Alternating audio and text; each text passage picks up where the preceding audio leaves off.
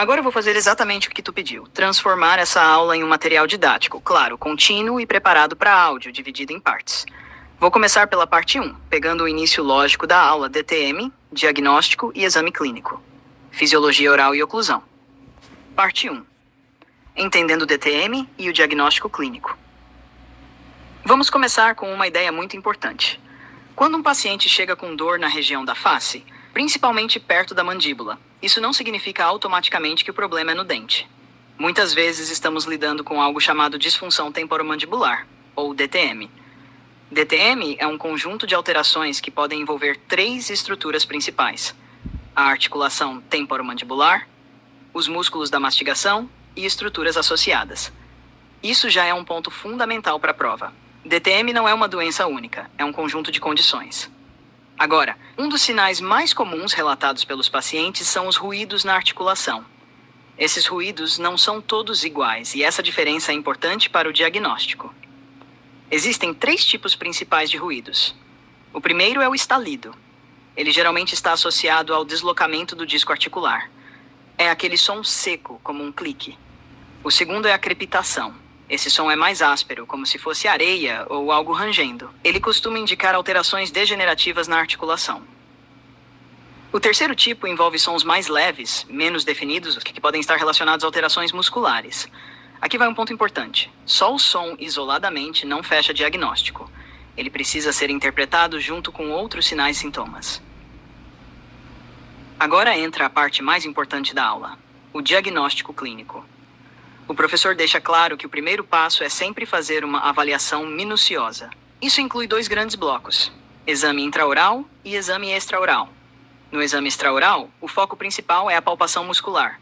Palpar significa pressionar com os dedos para identificar dor, tensão ou alterações.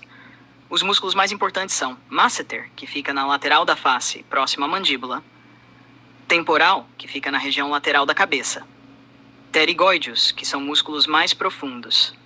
Além disso, também se avalia a musculatura do pescoço, porque ela pode estar envolvida no quadro de dor. Aqui entra um conceito muito importante chamado ponto gatilho.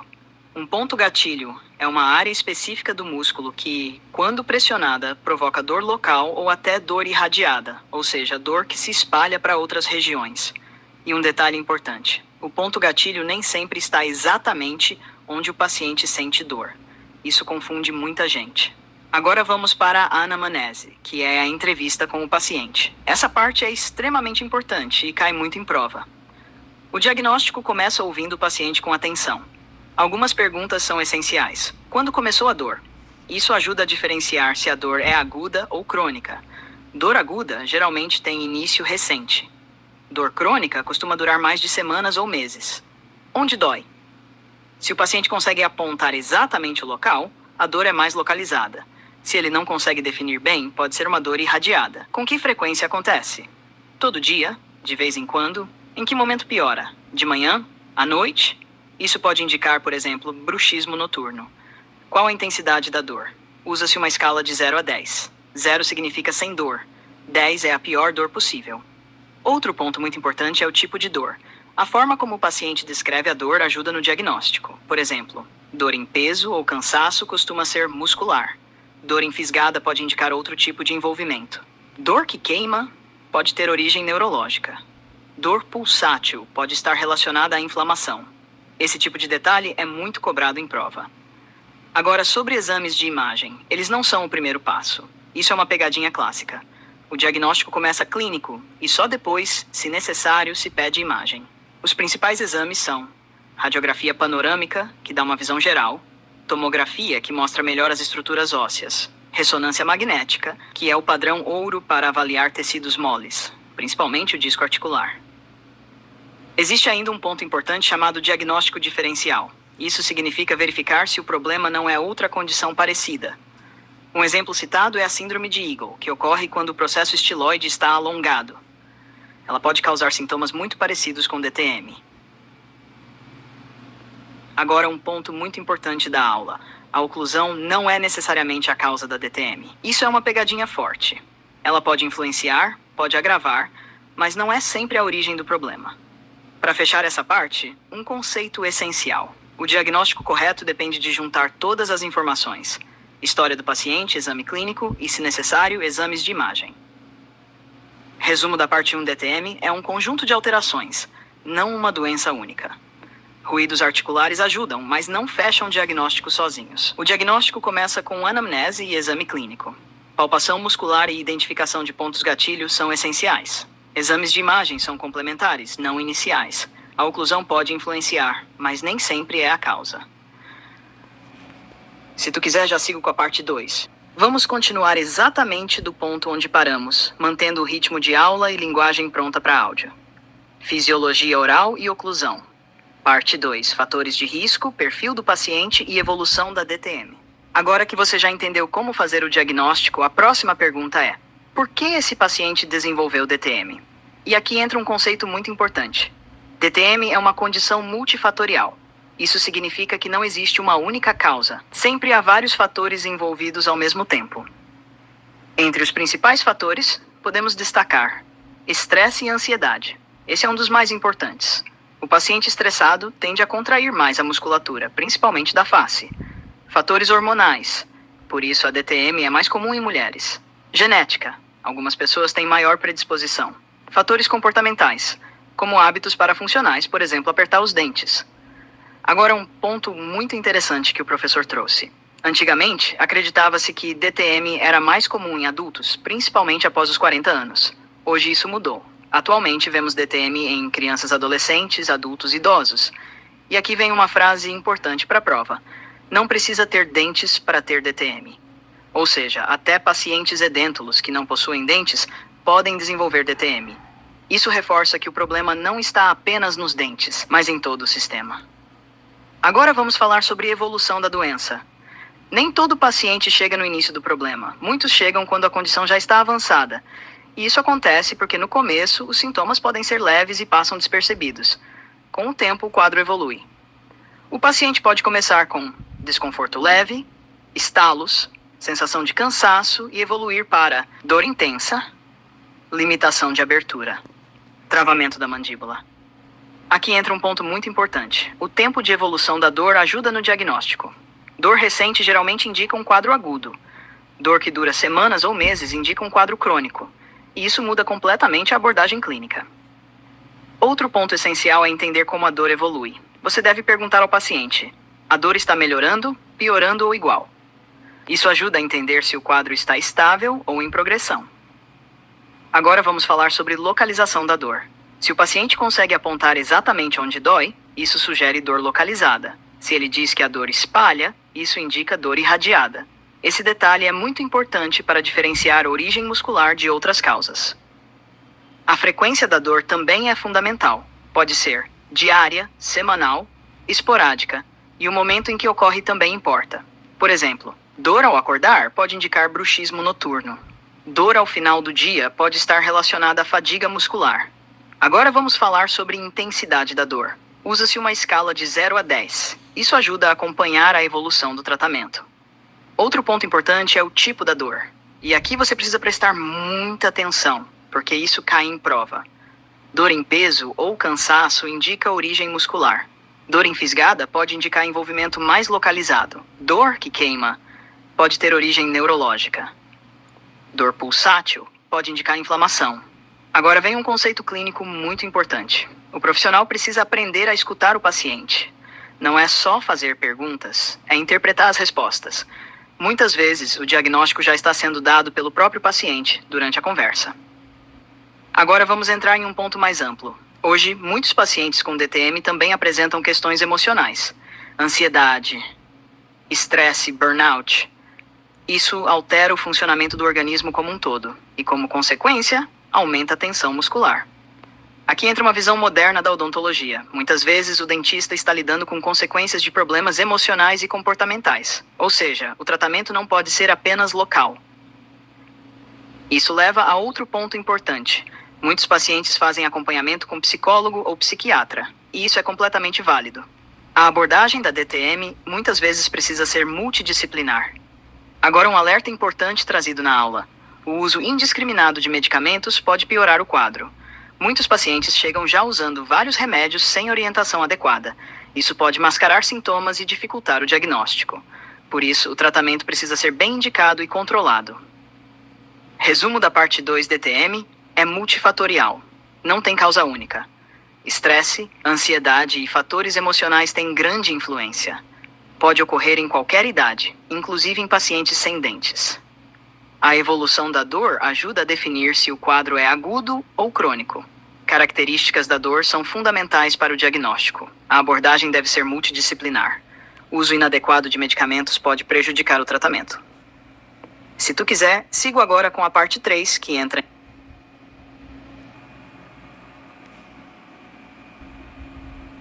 Vamos seguir no mesmo ritmo, mantendo tudo claro, progressivo e preparado para áudio. Fisiologia oral e oclusão. 3. Tratamento da DTM e abordagem clínica.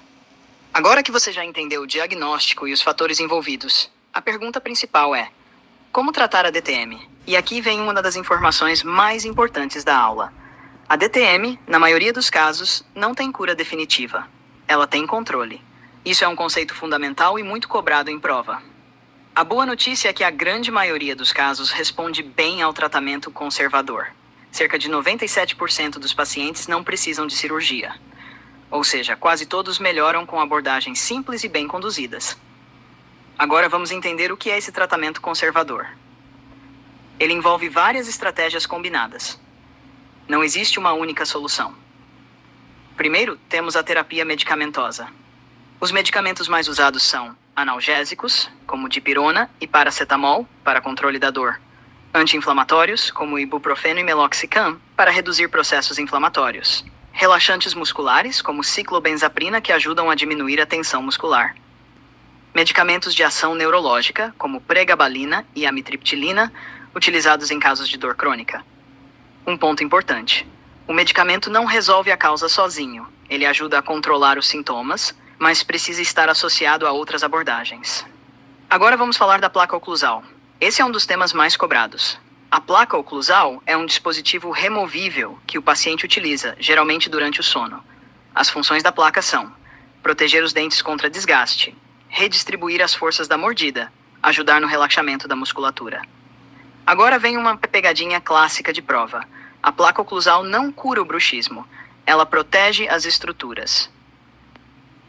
Outro ponto importante: a placa não é igual para todo mundo. Ela deve ser individualizada, ajustada para cada paciente. Agora vamos falar sobre fisioterapia. A fisioterapia ajuda no controle da dor e na melhora da função. Pode incluir exercícios musculares, alongamentos, técnicas de relaxamento. Além disso, existem terapias complementares. Essas terapias têm ganhado espaço e podem ajudar bastante. Entre elas, acupuntura, auriculoterapia, laser terapia, ventosa-terapia, ozonoterapia. Agora vamos falar de um tema atual: o uso de cannabis medicinal. O canabidiol, conhecido como CBD, pode ajudar em redução da dor, relaxamento muscular, melhora do sono. Mas é importante lembrar: esse tipo de tratamento deve ser controlado e indicado corretamente. Agora vamos falar de procedimentos minimamente invasivos. Um exemplo é a artrocentese. Esse procedimento consiste em uma lavagem da articulação. O objetivo é remover substâncias inflamatórias e melhorar o funcionamento. Outro procedimento é a aplicação de ácido hialurônico. Ele funciona como um lubrificante da articulação. Ajuda a reduzir o atrito e melhorar o movimento. Geralmente precisa ser reaplicado após alguns meses. Agora vamos falar sobre cirurgia. A cirurgia é indicada em poucos casos, cerca de 3% dos pacientes. Ela é reservada para situações mais graves, que não respondem ao tratamento conservador. Agora um ponto muito importante: o tratamento da DTM deve ser multidisciplinar. Isso significa que pode envolver dentista, fisioterapeuta, psicólogo, médico. Porque, como vimos antes, o problema não é apenas local. Ele envolve o corpo como um todo. Agora um erro muito comum: tratar apenas o sintoma. Por exemplo, o paciente sente dor, toma remédio, melhora momentaneamente. Mas a causa continua. E a dor volta. Por isso, o tratamento precisa atuar na origem do problema. Resumo da parte 3: DTM não tem cura definitiva, mas tem controle. A maioria dos casos é tratada sem cirurgia. O tratamento é conservador e multidisciplinar. Medicamentos ajudam, mas não resolvem sozinhos. Placa oclusal protege, mas não cura bruxismo. Terapias complementares podem auxiliar. Procedimentos invasivos são para casos específicos. Se quiser, eu sigo com a parte 4, que pode fechar o ciclo com Integração geral, revisão, nível, prova e explicação dos pontos mais confusos. RC, MIH, ATM, bruxismo, tudo junto. Essa parte costuma ser a que mais faz diferença na prova. Agora vamos fechar esse ciclo com a parte mais importante para a prova e para entendimento real, integração de tudo. Fisiologia oral e oclusão, parte 4, integração final e raciocínio para a prova. Agora que você já viu tudo separado, chegou a hora de juntar as peças. Porque é exatamente isso que a prova cobra, não é saber cada coisa isolada, é entender como tudo se conecta. Vamos começar com a base de tudo. A boca não funciona em partes separadas, ela funciona como um sistema integrado. Isso envolve dentes, músculos, articulação temporomandibular, sistema nervoso. Aqui entra uma frase muito importante para você guardar. O problema quase nunca está no dente isoladamente. O problema está na forma como as forças estão sendo distribuídas. Agora vamos conectar os principais temas. Primeiro, oclusão. A oclusão define como os dentes se encontram e como a força da mordida é distribuída. Se essa força está bem distribuída, o sistema funciona bem. Se não está, começam os problemas. Agora entra a articulação temporomandibular. Ela é responsável pelos movimentos da mandíbula. Esses movimentos acontecem em duas fases. Primeiro, rotação, depois translação. Guarda essa frase. Primeiro gira, depois desliza. Agora entra a relação cêntrica e a máxima intercuspidação. Isso aqui é um dos pontos mais importantes da prova. A máxima intercuspidação é onde os dentes se encaixam naturalmente. Já a relação cêntrica é a posição ideal da mandíbula em relação ao crânio, independente dos dentes. Aqui vem a pegadinha. Essas duas posições nem sempre são iguais. Quando elas não coincidem, podem surgir interferências. E essas interferências podem gerar sobrecarga. Agora entra o bruxismo. O bruxismo gera força, mas essa força não nasce no dente. Ela nasce no sistema nervoso, muitas vezes associada a estresse e ansiedade. Agora, junta tudo. Bruxismo gera força. A oclusão distribui essa força. Se a distribuição está errada, surgem problemas. Esses problemas podem ser desgaste dentário, lesões cervicais, mobilidade dentária, dor muscular, DTM. Agora entra a DTM. Ela é uma consequência possível desse desequilíbrio, mas também pode estar relacionada a fatores emocionais, hormonais e comportamentais. Ou seja, tudo está conectado. Agora vamos montar um raciocínio clínico completo. Imagine um paciente que chega com dor na face. Você não pode sair tratando o dente direto. Primeiro, você precisa entender o sistema. Você vai ouvir o paciente, avaliar a dor, examinar músculos, verificar a articulação, analisar a oclusão. Depois disso, você pensa no tratamento. E aqui entra outro ponto fundamental. O tratamento não é único. Ele é combinado. Pode envolver placa oclusal, medicação, fisioterapia, controle do estresse. Agora, um ponto muito importante para a prova. A placa oclusal não cura o bruxismo. Ela protege os dentes e ajuda a distribuir melhor as forças. Outro ponto importante, a maioria dos casos não precisa de cirurgia. A cirurgia é exceção, não regra. Agora vamos para as pegadinhas clássicas. DTM não é uma doença única, bruxismo não é causado pela oclusão. Exame de imagem não é o primeiro passo. Placa oclusal não cura bruxismo. RC não é igual a MIH. Se você souber essas 5 coisas, você já acerta muita questão. Agora vamos fechar com um raciocínio simples, que resolve prova. Pensa assim, força gerada. Essa força precisa ser distribuída. Se for bem distribuída, o sistema funciona. Se não for, o sistema sofre. E o papel do dentista é equilibrar isso. Resumo final da aula. A oclusão faz parte de um sistema funcional completo. A ATM realiza rotação e translação. RC e MIA não são necessariamente iguais. Bruxismo tem origem no sistema nervoso. DTM é multifatorial, o diagnóstico é clínico, o tratamento é conservador e multidisciplinar. Frase final para memorizar: o problema não é o dente, é a força que ele recebe. Se quiser agora, Tony, a gente pode fazer o fechamento perfeito. Um simulado nível prova com pegadinhas reais dessa aula ou um mapa mental final resumindo tudo em 1 página. Só dizer: